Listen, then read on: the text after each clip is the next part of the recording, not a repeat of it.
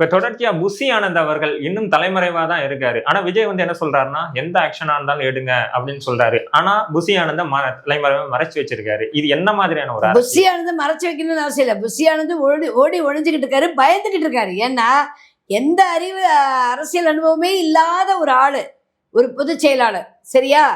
நியாயப்படி பார்த்தா இந்த பிரச்சனை நடந்ததுக்கு தார்மீக பொறுப்பேற்று பொதுச் செயலாளர் வந்து முன்னின்று பேசணும். எப்போ தலைவர் வரலையோ அடுத்தது அவர் தான் வரணும்.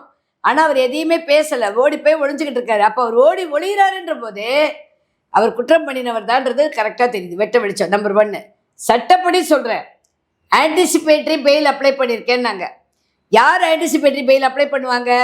எந்த ஒரு குற்ற வழக்கமே இல்லாத யாராவது ஒருத்தர் போய் முன்ஜாமீன் கேட்க முடியுமா நீதிமன்றத்தில்? ஏதோ ஒரு குற்றம் புரிந்து அந்த குற்றத்தினால் ஒரு பாதிப்பு ஏற்பட்டு அதனால் தன் மேல் ஒரு பாதிப்பு வரும் என்று எதிர்பார்த்து இருப்பவர் மாத்திரமே முன்ஜாமீன் கேட்க முடியும். அப்படின்னா என்ன? You have already committed a mistake, you know very well. நீ தப்பு பண்ணியிருக்கிறது உனக்கே தெரியும்.